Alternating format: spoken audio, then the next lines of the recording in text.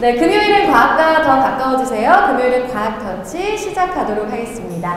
오늘 강연을 해주실 교수님을 먼저 모셔보도록 할 텐데요. 서울시립대학교 조이쿤 교수님 소개하겠습니다. 큰 박수 부탁드립니다.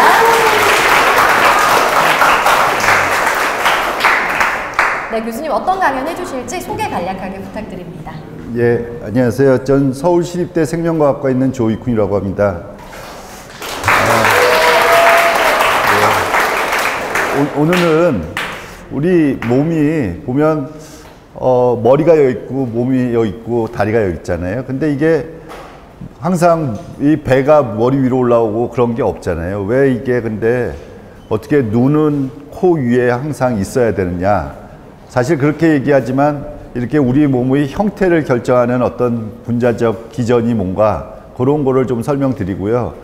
뭐 시간이 요것만 하기 너무 재미없으니까 마지막에 여기는 고등학생들도 있고 그러니까 제가 생각하는 어떤 사람이 과학을 하냐, 과학을 어떤 자세로 하면 좋은가, 특히 생명과학을 그런 거에 대한 얘기를 좀 하도록 하겠습니다. 예, 이상입니다. 네, 그럼 내려가서 준비해 주시면 되겠습니다. 저희 교수님 강연 끝나면 질의응답 시간 마련되어 있습니다. 그래서 중간중간 궁금하신 사항들 메모해 놓으셨다가 질의응답 시간 활용해 주시면 되겠습니다. 그럼 박수로 강연 들어보도록 하겠습니다. 예. 아니, 제가 요런 비슷한 강연을 지금이 매년 한 번씩 해서 한 6번째인가 되는데요. 첫 해는 사실 고등학생, 중고등학생들이 많이 왔어요. 그런데 그 다음부터는 주로 누가 왔냐? 이 강연에 온 사람이 초등학생들이 많이 왔어요. 정말 저는 그 당시에 굉장히 놀랐던 게 초등학생들을 어떻게 이런 걸 설명을 하지? 그런 생각이 들었어요. 근데 그 해 지나고 다음 해도 또 가니까 또 초등학생이에요. 초등학생들은 혼자 오기 어렵잖아요. 그러니까 학부모님들이 주로 오셨어요. 그런데 초등학생들은 정말 신기한 건 뭐냐면 그걸 이해하고 또 신박한 질문을 하는 애들이 많았어요. 그래서 그런 재미도 있었는데 오늘도 저는 초등학생들이 많을 거다라고 생각을 했었는데 그래서 그런 말투나 그런 용어로 준비를 했는데 여기는 지금 고등학생이에요. 고등학교 주로 몇 학년이에요? 1학년이요? 1학년? 2학년. 생물에 대한 수업을 들었어요? 들은 적 있어요? 그러면 안 되는데. 이게 쉽지 않아요. 그게 보통. 그러면 제가, 준비한 대로 한번 편하게 말씀드릴게요. 여러분도, 질의응답 시간이 있긴, 이게 녹화도 되고 그러니까 나중에 한꺼번에 질문을 하는 걸로 하죠. 예. 그럼 저희가 아까도 말씀드렸다시피 제가 왜 이런 연구를 하냐 그런 거는 사실 우리가 많이 볼 때 이게 어느 걸로 봐야 되니 포인터가 요걸로 보면 좋은데 레이저가 잘 안 보이죠. 그럼 이걸로 할게요. 잠깐만요. 포인터 옵션 레이저 포인터. 예. 이런 애가 지금 2명이 그려져 있잖아요. 근데 보면 눈이 이렇게 되는데 항상 코 위에 있는데 이렇게 되는 사람은 거의 볼 수가 없죠. 근데 왜 이렇게 안 생길까? 이게 요런 쉬운 질문을 하지만 사실은 제가 연구하는 이제 발생학이라는 게 있어요. 발생학 분야에 어떻게 수정이 난자와 정자가 수정해서 그게 우리와 같은 사람으로 이렇게 발생을 하느냐 그런 걸 연구하는 학문인데 그런 거에서 정말 핵심적인 질문이죠. 그런데 이런 복잡한 얘기 하기 전에 여러분들한테 제가 뭐 하는 사람인가 하는 거를 간단하게 말씀드릴게요. 이게 이렇게, 예. 이게 잘 안 넘어가네. 이게 전혀 안 먹는데요. 그러면 이걸로 해볼까요? 저는 서울시립대에 있고요. 생명과학과에 있는데 제가 운영하는 실험실은 세포 신호전달 실험실이에요. 그래서 세포 신호전달이 도대체 뭐냐 그런 거는 제가 나중에 또 설명을 드리고요. 그래서 이 당시에 있는 현재 박사 받은 학생들 요 2명이 이제 박사를 받았고요. 그런데 나머지 박사과정 4명 대학원생, 석박통합해서 대학원생들이랑 나름 열심히 성실하게 연구를 하고 있습니다. 그런데 우리가 저희 실험실을 여러분들도 이제 고등학생이니까 대학을 가서 전공을 뭐 하고 나중에 진로가 어떻게 될까에 대한 관심이 많으실 텐데 저희 실험실을 졸업한 친구들은 대개 박사과정으로 많이 와요. 근데 이제 석사과정을 마치고 졸업한 이 학생 같은 경우는 이 바이오 기업에 취업을 해서 와서 저한테 또 첫 월급 받았다고 냉면도 사주고, 여러분도 나중에 선생님들한테 직장을 잘 좋은데 트레이닝 받고 직장 잘 좋은데 받으면 선생님들한테 가서 냉면 한 그릇 사드리면 굉장히 좋아하실 거예요. 이런 경우가, 제가 선물은 받아본 적은 있어도 이렇게 와서 밥 사주겠다고 하는 친구는 처음이었어요. 그런 경우도 있고요. 이 친구들은 둘이 실험실에서 연애를 했어요. 그래서 연애를 해서 박사 들어올 때부터 연애를 시작해서 지금 박사까지 6년 정도 걸렸는데요. 둘이 이제 결혼도 할 거예요. 그런데 둘 다 같이 박사를 받고, 그 다음에 이번 7월쯤에 캠브리지 대학이라고 영국에서 굉장히 좋은 대학이죠. 세계적으로 좋은 대학이죠. 그런 랩에 박사후 연수를 가서 거기서 열심히 해가지고 나중에 한국에 돌아와서 교수를 할 생각을 하고 있는 친구들이에요. 그래서 공부를 계속할 수도 있다고 생각이 들고요. 저희 시립대 생명과학과를 잠깐 말씀드리면 30주년이 돼서 이 건물을 새로 지었어요. 그래서 깨끗한 건물로 작년에 이사를 해서 이번에 뭐 기념 식수 30주년 식수도 했고, 요게 저희 실험실이 보이는 일반적인 실험실 모습이에요. 그리고 이런 굉장히 좋은 장비도 있고요. 그래서 연구할 수 있는 환경은 굉장히 좋다고 생각해요. 그리고 저희 대학원생들이 항상 보면 많은 시간을 실험실에서 보이는데, 저희 실험실은 어떻게 뭐 재수가 좋아서 그랬는지 학생들이 굉장히 서로 사이가 좋아요. 그래서 그 학생들이 어떤 추천서를 써서 요 과학기술부 장관상을 받은 작년에, 그러니까 뭐 실험실 분위기도 좋고 연구도 나름 성실하게 하고 그런 분위기로 선정이 되었죠. 예. 근데 여러분들 생각하면 여러분 중에 공부하기 좋아하는 사람들이 있어요? 그렇게 많지 않을 거예요. 근데 그러면서 이제 대학만 들어가면 나 공부 이제 안 할 거다. 뭐 그냥 놀 거다. 그런데 그 와중에 이 사람들은 왜 뭐 박사과정까지 대학원까지, 그 대학원 석박사 하려면 한 6년 정도 추가로 해야 되거든요. 그런 걸 할까? 그 사람들 미치지 않았냐? 그런 생각할 수 있을지도 모르는데요. 이제 공부한다는 게 너무 부담 갖지 마세요. 이 고등학교 때는 막 대학을 들어가야 된다는 뭐 그런 중압감 때문에 너무 스트레스를 받지만, 여기서 보는 것처럼 대학원은요 그냥 사는 거라고 생각하면 돼요. 그냥 공부를 할 거 하면서 그냥 사는 거. 가령 저희 실험실에서 일반인들도 이런 데 가기 쉽지 않죠. 2020년 경주 가서, 여기 경주가 저는 바닷가 근처라는 걸 처음 알았어요. 그래서 바닷가 앞에서 이렇게 일출도 보고, 해외도 싱가포르도 작년에 가서 이게 굉장히 세계적으로 유명한 학자들과 얘기도 하고요. 일본도 가고. 그래서 사실 그냥 너무 공부한다는 거에 대한 부담, 나중에 이거 본 강연 끝나고 좀 말씀을 드릴 텐데, 그런 부담 갖지 마시고 그냥 즐기는 사는 거라고 생각하고 공부를 생각해 주시면 감사하겠습니다.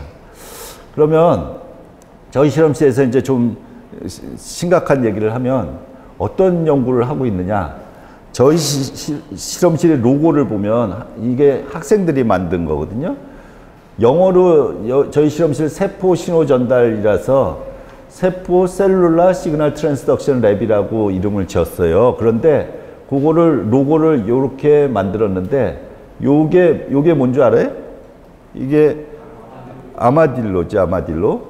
그리고 요거는 당연히 하마죠, 하마. 근데 이게 신호 전달이, 이게 윈트 신호 전달이라는 걸 저희가 주로 연구를 하는데, 얘랑 히포 시그널 전달, 이름이 그런 거예요. 히포 신호 전달을 하는 거니까, 연구를 하니까 여기다가 하마를 그리고 여기다 아마딜로 윈트 신호 전달을 전달하는 물질 이름이, 단백질 이름이, 유전자 이름이 아마딜로예요. 그래서 아마딜로랑 히포를 연구하는 쥐도 사용해서 연구하는 그런 실험실이다라고 해서 로고를 이렇게 만들었어요. 그래서 저희가 이제 암을 연구를 하는데 우선 신호 전달을 나중에 자세하게 설명하지만 간단하게 말씀드리면 우리 세포는요 살아있는 거잖아요. 분열도 하고 어쩔 때는 다른 세포의 형태로 바뀌기도 하고 그런데 외부로부터 항상 자극이 온단 말이에요.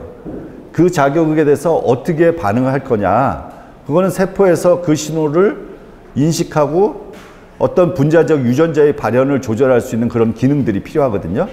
그런 과정을 조절하는 걸 신호 전달이라고 얘기해요. 그런데 이 신호 전달이 잘못되면 뭐가 생기냐? 제일 흔히 설명할 수 있는 게 암이 많이 생겨요. 암이.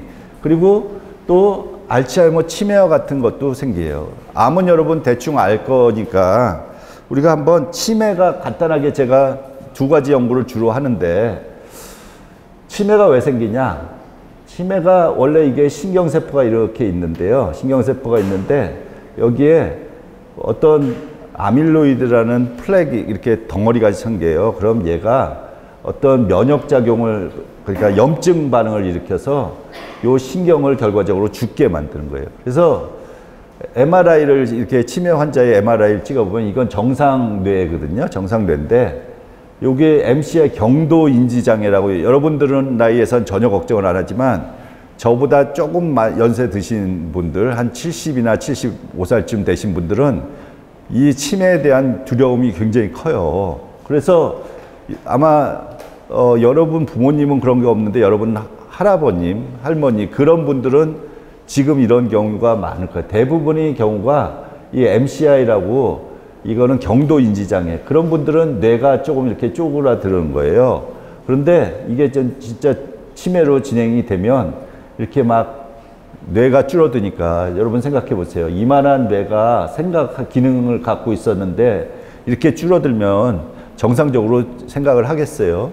그러니까 치매가 걸리는 건데 사실 요즘 치매 약이 나온다 막 그런 얘기를 하잖아요. 근데 그 약은 초창기에 초반에 어떤 병세가 악화되는 걸 진행을 막을 수는 있다고 생각을 해요. 그런 효과도 있고. 그런데 이렇게 된 치매 환자는 거의 불가능한 거죠. 이거는 신경이 죽어 있는 상태이기 때문에 그런 약의 적용이 그렇게 쉽지는 않을 거예요. 약값도 물론 비싸고.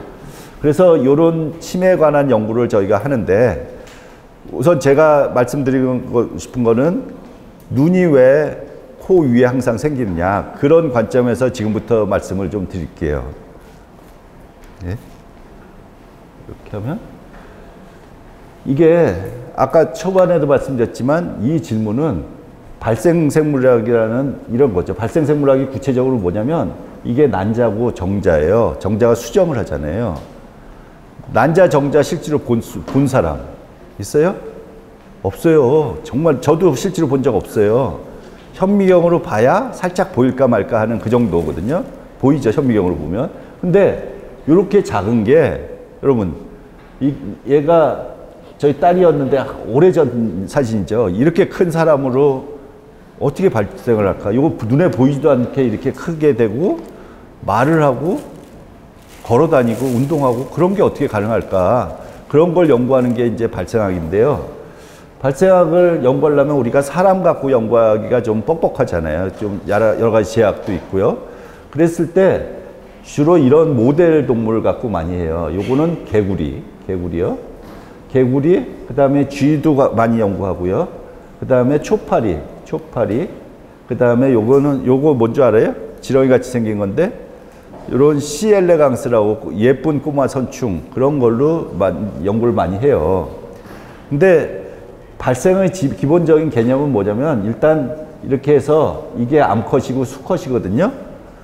얘는 체외 수정을 해요. 그래서 수컷이 암컷 뒤에 가서 배를 꾹 누르면 알이 이렇게 나올 때 같이 정자를 뿌려줘요. 그러면 거기서 수정이 일어난단 말이에요. 이런 수정이 일어나요. 그러면 이게 수정이 여러 개 된 올챙이 개구리 알이죠. 그랬을 때 얘가 세포가 막 분열을 해서 굉장히 많은 과정을 거쳐요. 이런 과정을 거쳐요. 이런 거를 우리가 차근차근히 연구하는 그런 거를 발생학이라고 얘기를 해요. 그런데 이제 이런 질문이죠. 다시 한번. 우리 몸이 갖게 되는 데는 정해진 위치에 생성이 되는 거 맞죠? 그렇죠? 근데 그걸 어떻게 조절이 될까? 근데 보면 여러분 손 한번 이렇게 해보세요. 손을 뗄 때 이렇게 되는 게 정상이죠. 손 뻗쳐보면. 근데 이렇게 되는 사람 봤어요? 이거 아무리 돌려도 이렇게 안 되죠. 안 되죠. 그러니까 이거는 이렇게 될 수밖에 없게 어떻게 만들어지는 거예요. 지금 사람들이. 그런데 이게 정말 어떻게 일어났냐? 제가 드리고 싶은 말씀은 유전자가 어떤 단백질을 만들므로 인해서 발현을 시킴으로 인해서 그런 걸 결정을 한다. 그런데 이런 돌연변이가 실제로 동물 모델에서 보면 일어나는 경우가 있다 이거죠. 초파리에서 한번 볼게요. 초파리 잘 봐봐요. 초파리에서 보면 원래 초파리는 날개가 하나예요. 한 쌍이에요. 한 쌍. 근데 어떤 유전자가 망가지잖아요. 유전자가 망가지면 여기에 이렇게 밸런싱을 하는, 그러니까 균형을 맞추는 요런 데가 이런 식으로 변하는 거예요. 날개로. 요거는 어떻게 생각하면 여러분 생각해 봐요. 여기에 어떤 요런 원래 날개가 없던 게 갑자기 날개가 생기는, 아까 우리가 생각했던 눈이 코 밑에 있었는데, 아니 코 위에 있었는데 그게 바뀐 거나 비슷한 그런 돌연변인 거예요. 또 하나 보여줄게요. 초파리에서. 이건 전자현미경으로 찍은 건데 이게 초파리 눈이에요. 눈. 그 다음에 여기 안테나 더듬이가 있는 거야. 더듬이. 그런데 이게 정상적인 거예요. 근데 어떤 유전자에 돌연변이가 생기면 어떤 현상이 일어나면 이거 보세요. 여기 보면 원래 안테나가 있던 자리에 다리가 나오는 거예요. 우리 몸으로 생각을 한번 해보세요. 아까 제가 얘기할 때 이 눈, 코가 바뀌는 정도가 아니라 원래 여기 다리가, 팔다리가 있던 게 눈에서 이렇게 나오는 그런 거란 말이에요. 이게 왜 그러냐. 도대체, 근데 이게 사실은 어떻게 되느냐 연구를 해보니까 유전자 하나가 바뀌면 이렇게 될 수도 있다. 이제 그런 거거든요. 그러면 이게 도대체 어떤 기전에 의해서 이렇게 결정이 될 거냐. 그러면 사람에도 그러면 실제로 이런 게 일어나냐. 사람은요 대개의 경우 이런 게 보기가 쉽지 않은 게, 이런 게 초반에 잘못되면 여러분들 여러분 뭐 누나나 아니면 언니 중에 이제 결혼해서 있잖아요. 결혼해서 사람도 있을 거 아니에요. 아기를 낳잖아요.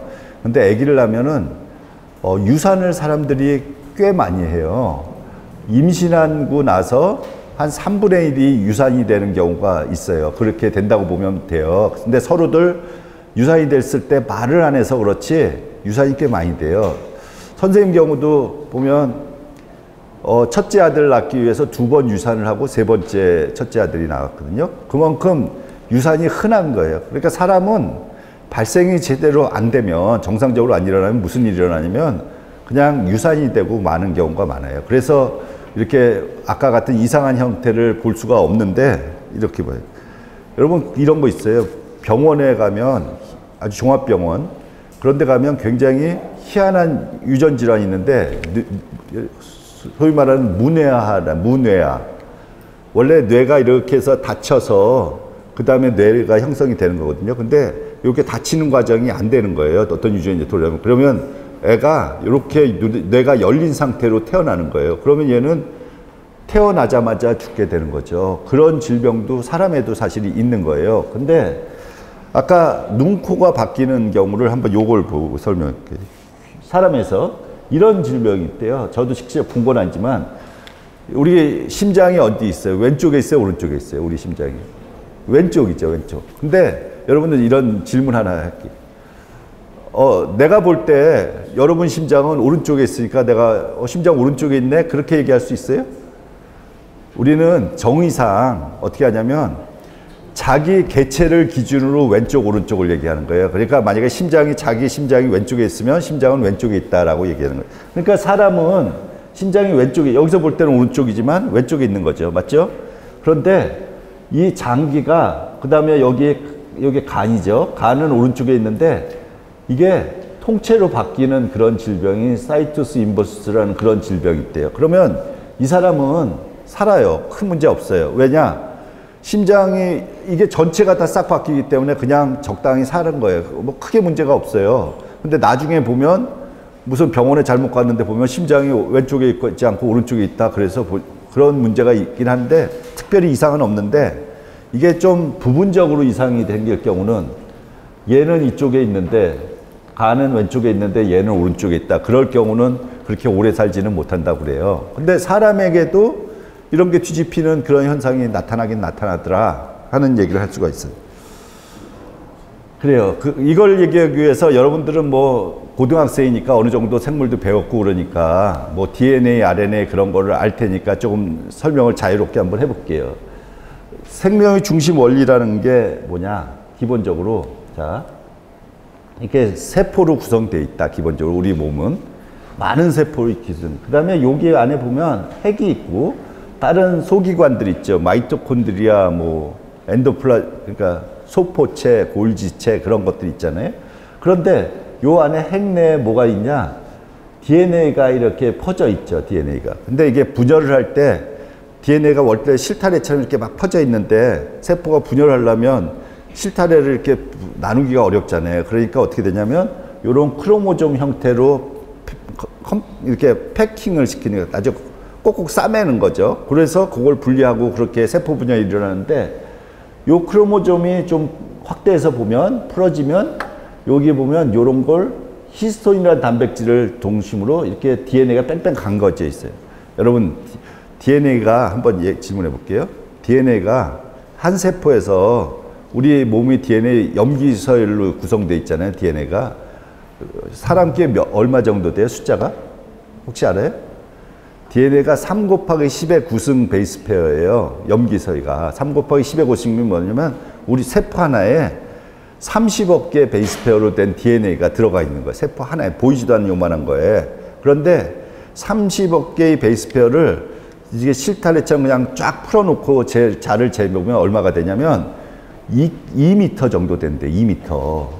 그러면 우리 몸에 있는 세포가 수조 개가 된다고 그러는데 굉장히 많잖아요. 많은데 그 세포를 있는 염색체를 다 뽑아서 한번 이렇게 연결시키면 어느 정도 되냐면 연결시키면 지구에서 태양 몇 번 왔다 갔다 하는 그 정도 길이가 우리 몸에 세포에 염색체가 들어가 있는 거예요. DNA가 들어가 있는 거예요. 그런데 요 한 세포로 볼 때 아까 요게 갖고 있는 염색체가 우리 사람은 23쌍이에요. 그래서 그 23쌍이 얼마를 요 조그만 DNA 핵 안에 들어가야 되냐면 3 곱하기 10의 9승이 그 요 10 마이크로미터 그러니까 1m에 1000분의 1 100만 분의 1 되는 그 동그란 구멍 안에 들어가야 되는 거예요. 그렇게 하기 위해서는 어떻게 되냐면 DNA가 뺑뺑 이런 히스톤이랑 감겨야 되고 걔가 또 이렇게 패키징이 돼야 되고 걔가 또 크로모좀으로 돼야 여러 단계를 거쳐서 이게 채워 넣는 거예요. 채워 넣었단 말이에요. 그런데 그렇게 해서 나와서 풀어보면 얘가 보면 이런 특정 유전자가 만들어지고 유전자가 특정 단백질을 만든다고 이해하고 있으면 되죠. 그리고 DNA로 구성되어 있고 그런데 요게 사실은 보면 DNA 세포가 어떻게 되냐면 여러분 이 그림에서 뭐 일반 생물 일반 고등학생 책에도 많이 나오지만 세포에서 DNA가 RNA를 만들고 그렇죠? RNA가 단백질을 만들고 단백질이 실제 활동하는데 우리 몸의 어떤 기능을 할 때 필수적인 그런 거죠. 그런데 그래서 여러분들이 이런 거를 센트럴 도그마 중심 원리라고 그러는데 이게 DNA가 자기 자신을 복제할 수 있고 그래서 우리 항상 우리 DNA랑 그 다음 세대 DNA랑 똑같이 만들어 주는 거고요. 그 다음에 요게 DNA가 전사라는 과정을 통해서 RNA를 만들고 RNA가 만들어지면 얘가 단백질을 만든다. 그래서 이 단백질이 우리가 기능을 한다. 이제 그런 얘기. 자, 이렇게 생각을 하면 돼. 우리가 눈에 있고 손가락이 있어. 손톱이 있어. 그러면 실제로 눈에 있는 유전자랑 질문을 할게요. 여기서 한번. 요거, 잠깐만요. 여기서 나중에 나오는데 한번 질문을 먼저 하고 할게요. 여러분 생각을 해봐요. 눈에서 있는 유전자랑 손톱에 있는 유전자가 동일해요? 달라요? 고등학생이니까 한번 물어보는 거예요. 동일하죠. 그런데 왜 여기는 눈이 되고 여기는 손가락이 돼요? 에?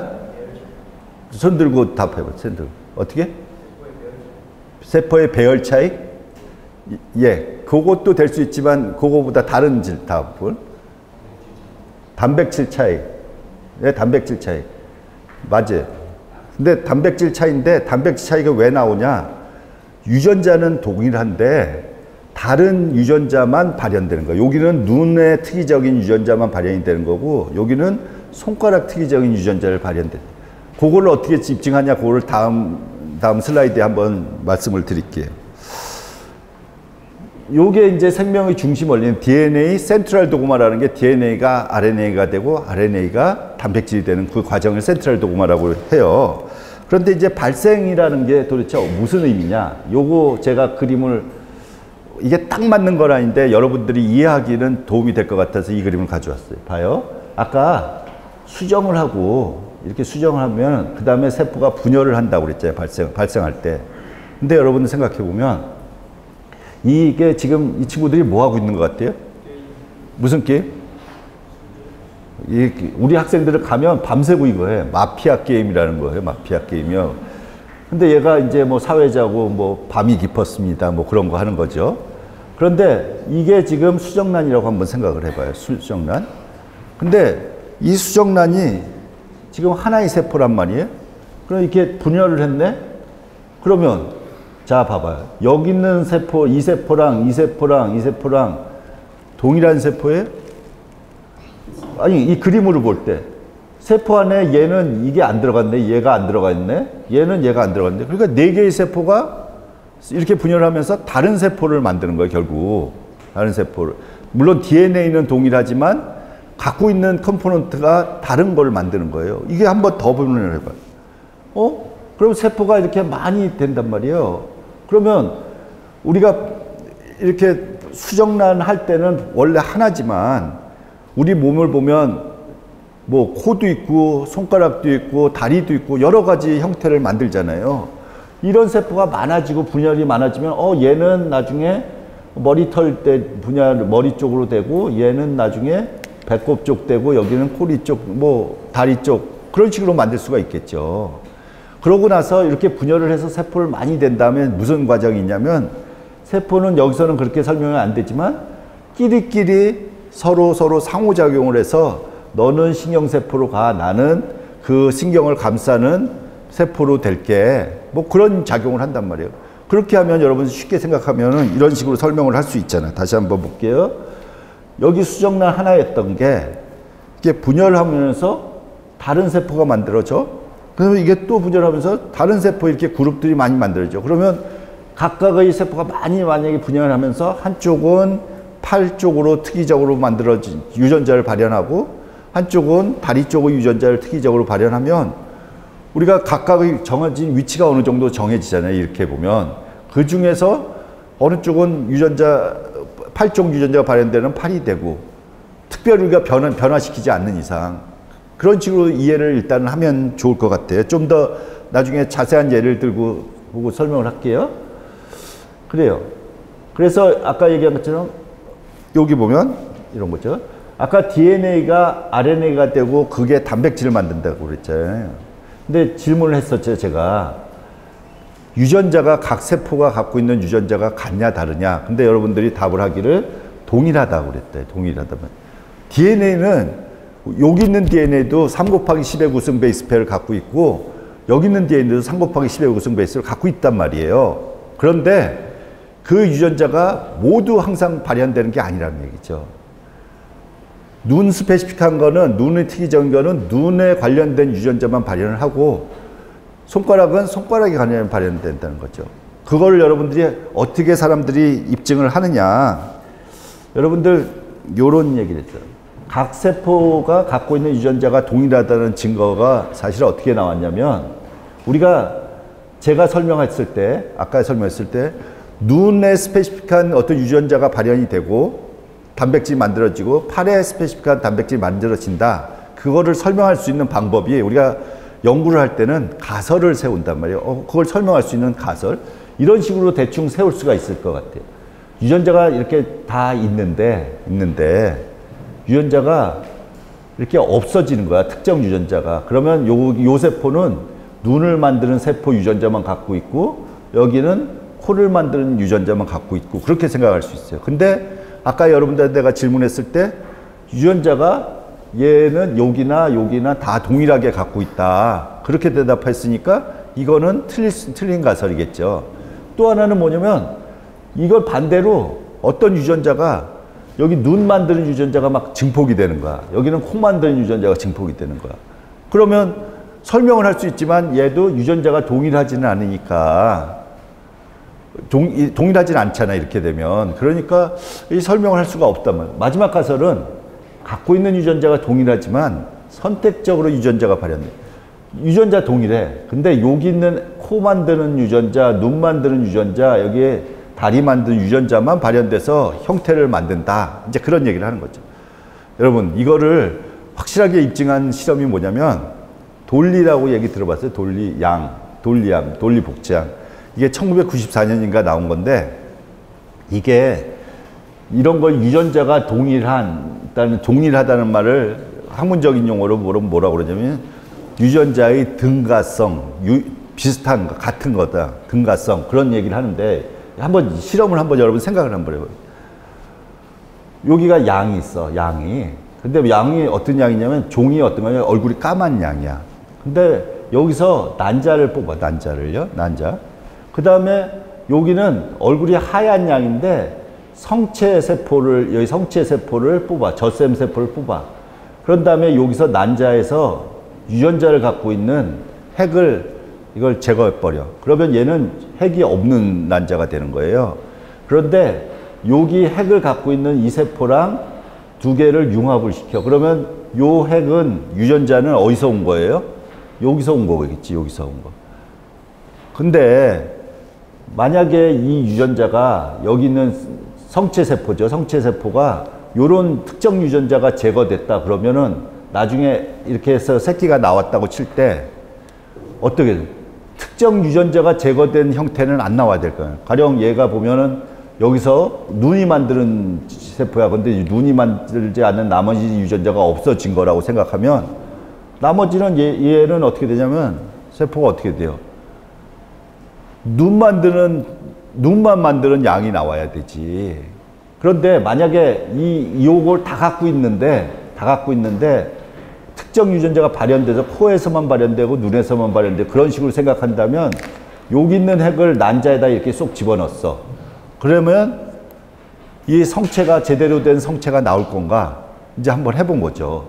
여기다가 융합을 시켜서 이렇게 해서 분열을 시켜서 아까 얘기했던 발생을 시켰어. 그런 다음에 요거를 잘 봐봐요. 검은색 얼굴을 가진 양한테 임신을 시켰어. 착상을 시켰어. 요 착상시키는 건요, 여러분들 시험관아기 알죠? 시험관아기는 어떻게 되냐면 난자를 여자한테 채취를 해요. 그런 다음에 남자 정자를 시험관에서 이렇게 수정을 시키는 거예요. 수정을 시킨 다음에 이렇게 분열을 어느 정도 된다고 하면 발생이 진행되는 거거든요. 그러면 그거를 난자를 제공한 엄마 뱃속에 착상을 시키는 거예요. 그래서 나오는 아기가 시험관아기라는 거예요. 똑같은 시험관아기 방법을 쓴 거죠. 이렇게 해서 양에다가 넣었더니 이 유전자는 아까 어디서 온 양이라고 그랬어요? 어디서 온 유전자예요? 여기 하얀 얼굴을 가진 양에서 나온 거예요. 여기는 검은 얼굴 양이고. 그래서 이렇게 했더니 새끼가 나오는 게 하얀 게 딱 나오더라고요. 그러면은 여기서 준 핵이, 여기는 핵을 제거했으니까 핵이 여기 들어가서 이 양을 몸 전체를 만들었구나. 그러면은 여기 세포는 성체세포잖아요. 어떤 특정 유전자가 특이하게 앰플리파이 되거나 아니면은 증폭되거나 아니면 제거된 게 아니라 모든 유전자를 다 갖고 있는데 그 중에 일부가 발현된 거다라고 결론을 이게 도장을 꽝 찍어 버린 거예요, 이게. 그래서 물론 이걸 하고 나서 많은 사람들이 걱정하는 게 복제인간이 나온다 뭐 그런 얘기도 하고 걱정을 많이 했지만 학문적으로는 그런 의미가 된 거예요, 이게. 유전자는 동일하지만 특정 유전자가 장소나 어떤 위치에 따라서 다르게 발현되는 거다라는 그런 얘기를 할 수가 있었어요. 그러면 그러니까 세포가 아까 얘기하는 것처럼 눈이 코 위에 항상 있다. 근데 그거를 다른 형태에서 한번 보자 이거죠. 다른 형태에서. 이게 뭐냐면 신경을 만들기 전에, 뇌를 만들기 전에 이렇게 튜브 형태로 만들어져요. 그리고 요 위에 덮어 있는 세포가 있고, 세포층이 있고, 요 아래 또 어떤 세포층이 이게 뇌를 형성하는 중간 단계에 있는 거예요. 그럴 때 보면 어떻게 되냐면 여기서 보시면 요게 아까 눈이 코 위에 있는 것처럼 이런 여러 가지 종류의 유론 신경세포들이 만들어지는데요. 어떻게 만들어지냐면 요 순서가 딱 정해져 있어요. 순서가 바뀌지는 법이 없어요. 그거랑 똑같은 거예요. 왜 코는 눈 밑에 항상 있어야 되냐? 왜 여기 사이 뉴런은 운동 뉴런 밑에 있어야 되느냐? 그 질문이랑 또 같은 질문이 되는 거예요. 근데 왜 그러냐? 여기서 이제 굉장히 유명하신 과학자들이 해본 걸 보면 여기에서 어떤 신호를 보낸다 이거죠. 신호를 보내고 여기서 신호를 보내는데 여기서 아래에서 보내는 신호는 소닉 HSC라는 신호가 여러분 생각을 해봐요. 여기서 어떤 물질이 뿌려준다면 여기서부터 농도 9배가 생길 거 아니에요? 여기가 제일 진하고 그렇죠? 그 다음 점점 갈수록 이게 줄어들겠죠. 맞지? 그렇지? 그런데 만약에 위에서 어떤 다른 신호가 전달되면 요렇게 신호가 여기도 9배가 생기겠지. 그런 9배, 농도 9배에 따라서 여기가 가령 맨 위에 여기는 요 농도는 작고 신호는 작고 요 신호가 굉장히 컸을 때 요런 유전자가 발현이 된다.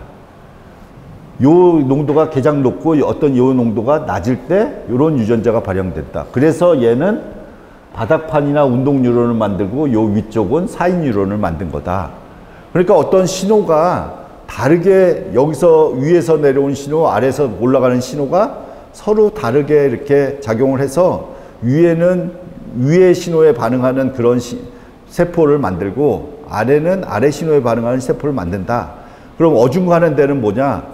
얘는 위 신호가 한 70% 되고 아래 신호가 한 30% 되는 그런 지점에서는 또 그 다른 세포가 만들어진다. 이제 그런 식으로 이해를 하면 되는 거죠.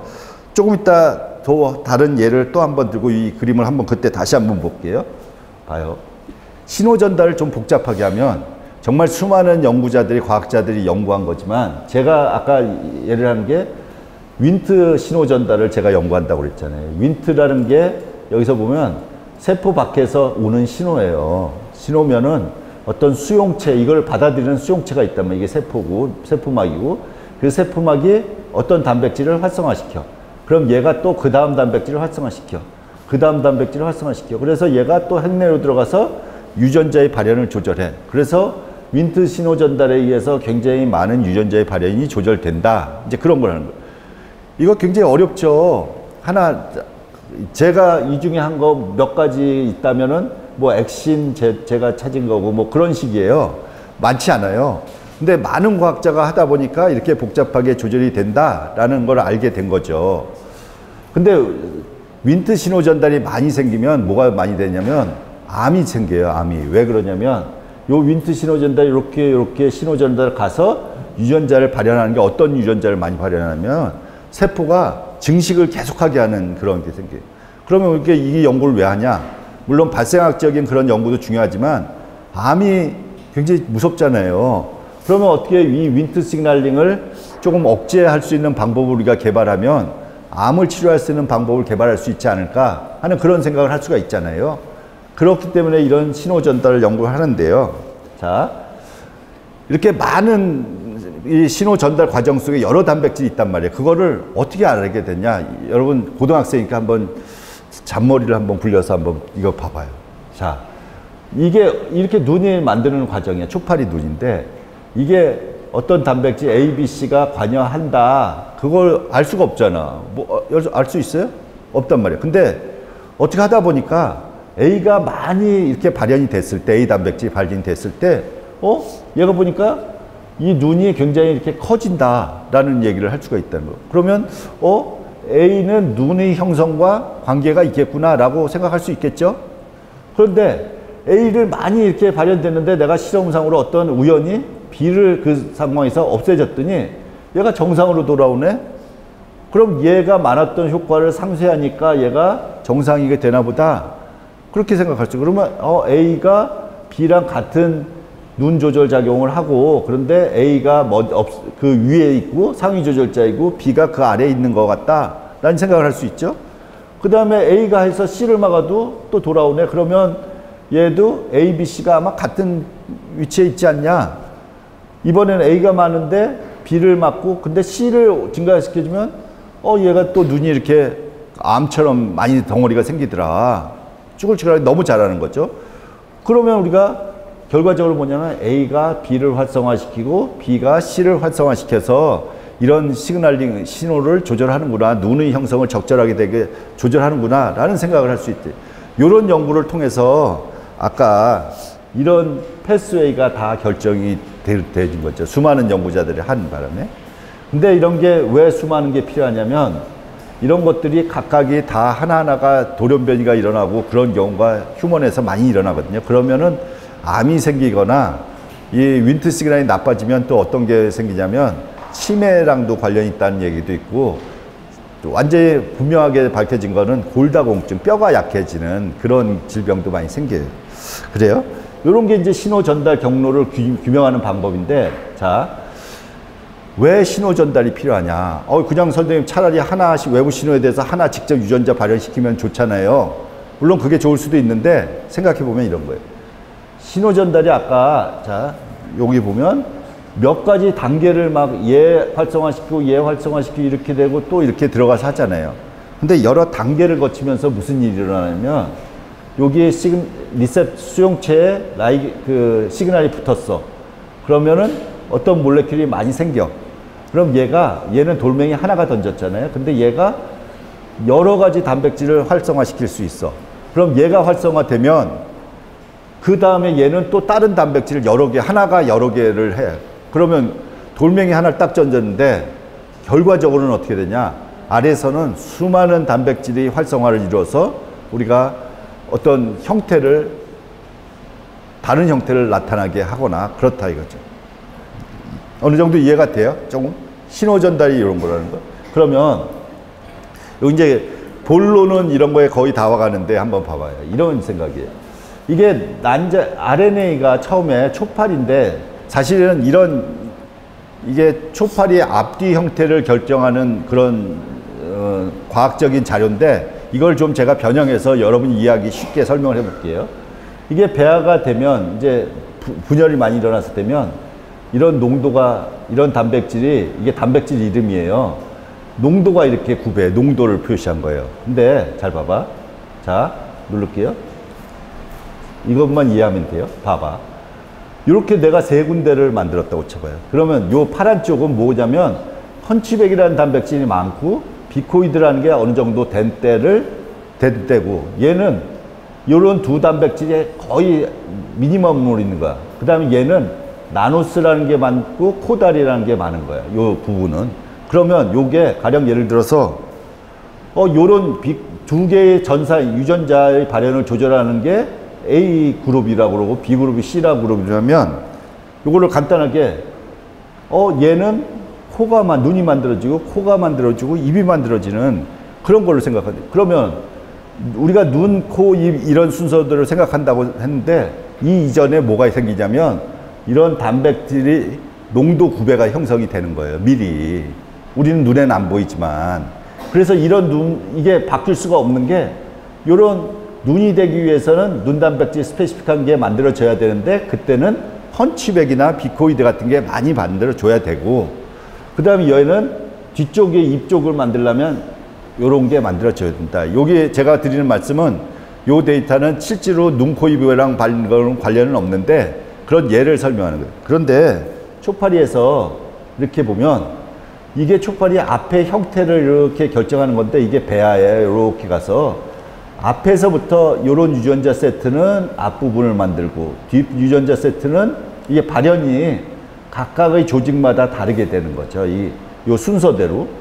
요 유전자 순서는 요 앞에 여기서 우리가 보면 이게 발현이 요쪽에 되고 그 다음에 요 유전자의 발현은 요쪽에 되고, 그래서 어떤 형태를, 이런 눈은 위에 있고 코는 이거고 입은 아래에 있는 그런 형태를 나타나게 된다.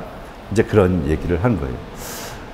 이제 제가 처음에 이제 제목으로 던졌던 어떻게 눈은 항상 왜 코 위에 있느냐, 그거에 대한 질문을 어느 정도 답을 드린 것 같아요. 이거보다 뭐 정말 정교한 실험이나 그런 게 설명이 필요하겠지만, 근데 지금부터는 간단하게 한 10분이나 15분 정도에 여러분들이 고등학생이니까, 학생이니까 과학을 하는 게 왜 하냐, 이제 많은, 저도 대학에 있다 보니까 학생들이 내가 정말 과학을 할 수 있는 자질이 되나, 그거에 대한, 난 그렇게 뭐 공부를 아주 잘하는 것도 아니고, 근데 공부 잘하는, 아주 잘하는 사람만 과학하라는 법 없어요. 그런 거 없어요. 근데 왜 나는 내 입장에서 보면, 그리고 딴 사람들이 하는 얘기가, 과학자가 어떤 사람이 되냐? 그럼 나는 과학자가 이런 것 중에 맞는 게 좀 있느냐?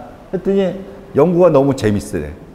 뭐 항상 재밌어요. 연구는 힘들어. 하다 보면 망할 때도 있고, 망할 때가 더 많아. 그러니까, 근데 가끔 좋을 때가 있지. 그런 재미는 조금 할 수 있죠.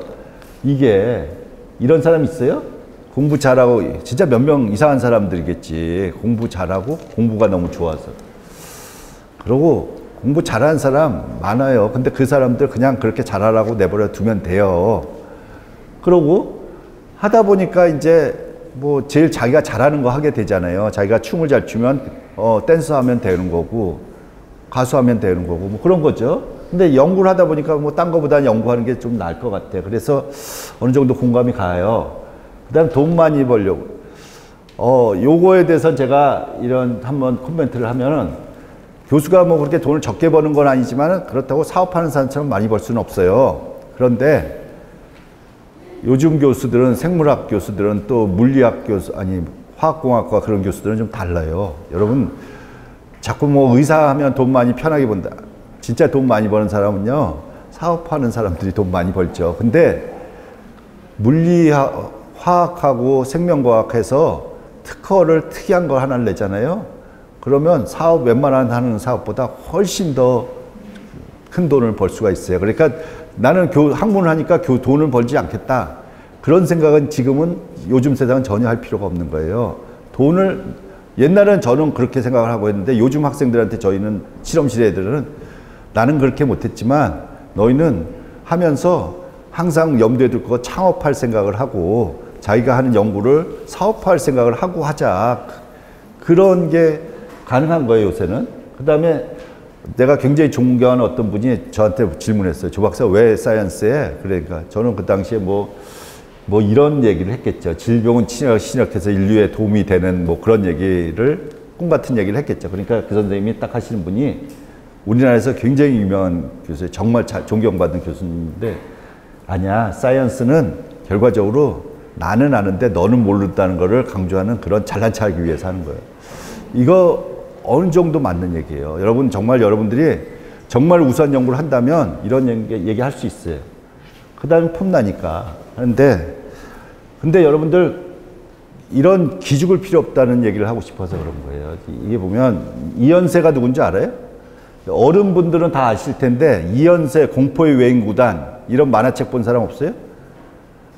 까치 엄지 나오고 뭐 그런 무시무시한 만화였어요.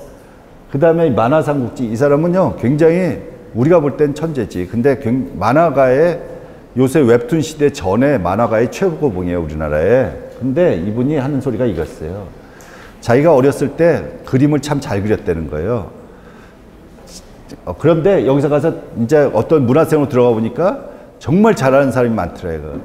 그래서 좌절을 많이 했는데, 그런 천재들은 그냥 내버려 두라는 거예요. 몇 명 안 돼. 세상은 넓고요. 그러니까 그런 여러분이 그렇게 좀 능력이 부족하다고 그래서 걱정할 게 없다는 거예요. 그냥 꾸준히 하면 되고요. 제가 한 5분만 더 할게요. 근데 이제 이게 누구예요? 이 사람 누군지 알아요? 왓슨 크릭이죠. DNA 구조를 밝혀서 노벨상을 받은 사람이에요. 이 사람이 25살 때 발견한 그 현상을 갖고 노벨상을 받았어요. 그런데 이 사람은 또 누군지 알아요? 이 사람은 라이너스 폴링이라는 사람인데 노벨상을 2개나 받았어요. 화학상 1번 받고 평화상 1번 받은 사람이에요. 근데 여러분들한테 내가 이런 얘기를 하고 싶어서 이 사람 갖고 온 거예요. 여러분, 내가 얘기하면, 선생님이 얘기하면 다 믿으면 안 돼요. 과학자는. 그냥 과학자는 자기가 자신이 완전히 납득이 되고 그거에 대한 수긍이 갈 때까지는 저 선생이 나 사기치는 거다. 그런 식으로 생각하는 게 정석이에요. 왜냐면 이 사람이 라이너스 폴링이라는 사람이 굉장히 노벨상 받은 사람이에요. 그 사람이 이 DNA 구조를 뭐라고 했냐면 DNA 구조는 세 가닥이 됐을 거 가능성이 높다. 그러면 노벨상 받은 실험실에 얼마나 우수한 사람들이 많겠어요. 그런데 얘네는 둘이 달랑한 거예요. 왓슨 크릭은. 아니다. 그건 보니까 나는 두 가닥이 맞는 것 같아. 여러분이 내가 진짜 노벨상 받은 사람이야. 노벨상 받은 사람이 뭐라고 그러면은 여러분들이 아니에요. 그거라고 답할 수 있는 사람, 손 들고 얘기할 수 있는 사람 있어요? 없어요. 쉽지 않아요. 근데 얘는 그런 게 있었던 거죠. 아니야. 내가 볼 때는 그거 틀린 말이야. 라이너스 폴링 틀렸어. 노벨상이고 뭐고 없어. 그런 여러분들 자존심과 그냥 그런 자세가 필요한 거예요. 노벨상을 받은 왓슨 크릭이 나중에 정신 차리고 자기가 과학에서 성공하려면 어떻게 해야 되냐. 이런 얘기를 했어요. 이게 굉장히 유명한 자기가 쓴 글인데 여기가 왓슨이 62년에 노벨상을 받은 거예요. 여기 잘못됐네요. 과학에서 성공하기 위해서는 똑똑하고 머리가 좋은 것만 이현세랑 한 얘기랑 비슷한 거예요. 또 충분하지 않다. 지적 능력과 기존의 생각이 자신이 생각과 맞지 않을 때 요게 중요하죠. 굴하지 않고 나가려는 의지. 꾸준히 하는 게 최고예요. 꾸준히 하는 게. 과학을 하면서 힘들 때도 있고 망할 때도 많아요. 그런데 여러분들 진짜 자기가 생각하는 거를 입증했을 때 솔직히 어떤 걸 여러분들이 생각했을 때 그게 바른 연구라면 세상에 아무도 모르는 걸 나만 밝힌 거예요. 그거 얼마나 멋있어요. 아까 잘난 체 하려고 너 모르잖아. 나 안 듣잖아. 그런 얘기거든요. 그래서 근데 이게 규칙이 몇 가지를 이 사람이 생각한 얘기를 해요. 우리는 사촌이 땅을 사면 배가 아파.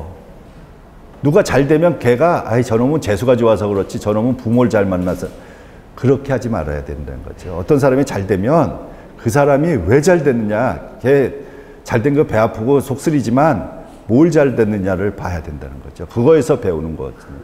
두 번째는 너무 요새 이제 과학을 하면서 남들 하는 거 똑같은 거 하면 그건 뭐 아무것도 아니잖아요.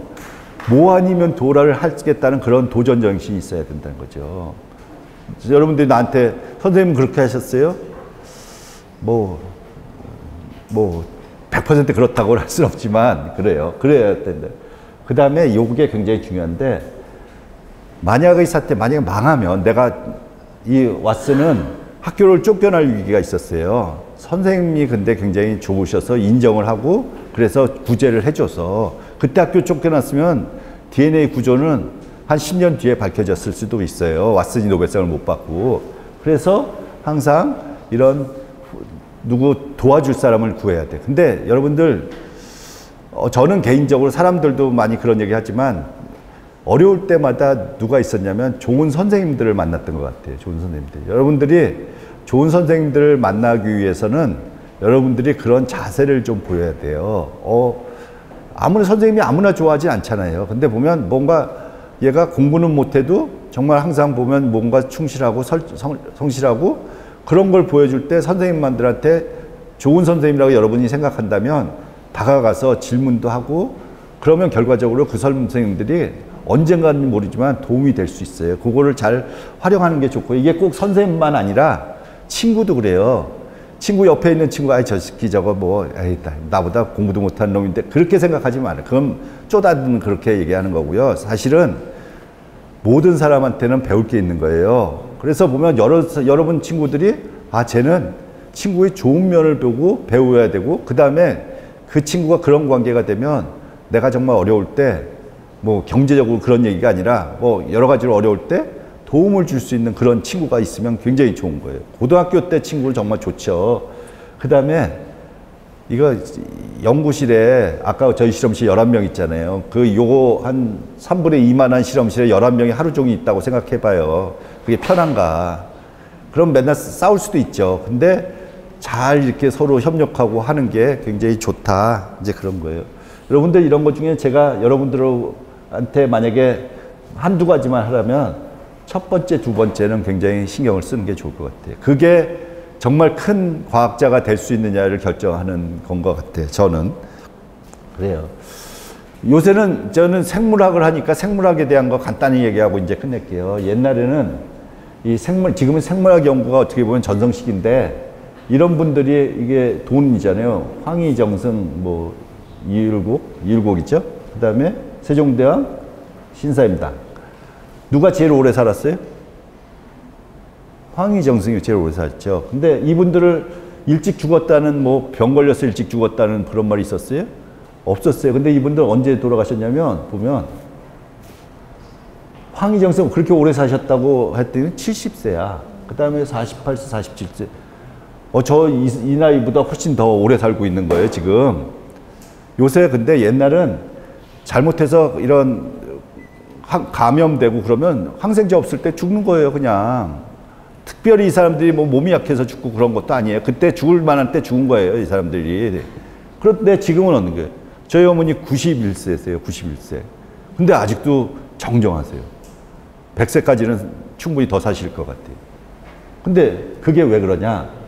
약이 많이 개발이 됐기 때문에. 약이요. 사실 아플 때마다 약이 있고 의사들이 있고 그렇기 때문에 좋은 거고요. 그 다음에 요즘은 특히 줄기세포나 약도 그렇지만 줄기세포를 이용한 치료를 하는데 이런 줄기세포를 이용해서 뭐 최소한 이런 형태를 나타내는 오가노이드라는 것도 만들어지고 그래요.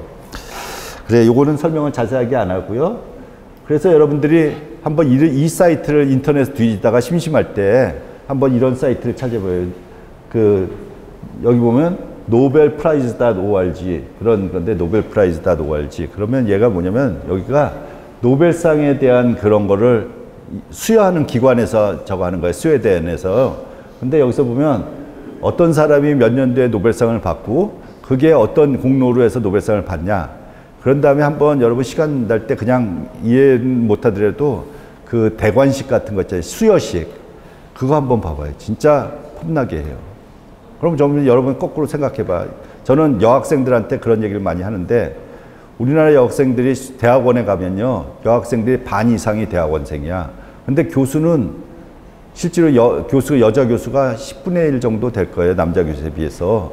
왜 그래야 돼? 저는 딸 가진 부모 입장에서 보면 그거 말도 안 된다는 얘기지. 여자 교수가 반은 이상은 돼야 되는데 그럼 여자 학생들은 이런 꿈을 좀 꿔보는 게 좋을 거예요.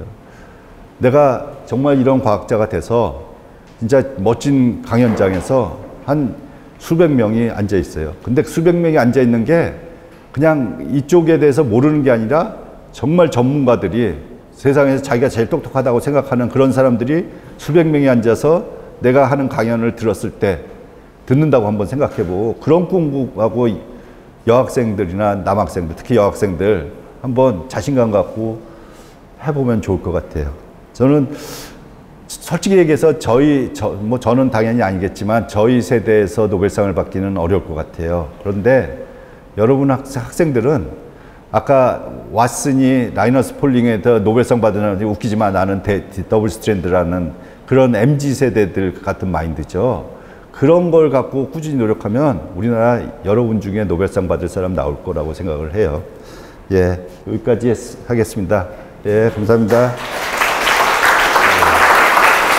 오늘 강연 들려주신 교수님께 다시 한번 큰 박수 부탁드리겠습니다. 예, 감사합니다. 네, 금요일의 과학터치 오늘 여기까지입니다. 저희는 다음 주 이 시간에 또 강연이 예정되어 있으니까요. 그때도 함께 해주시길 바라겠고요. 금요일엔 과학과 더 가까워지시길 바라겠습니다. 금요일의 과학터치 모두 마치겠습니다. 고맙습니다.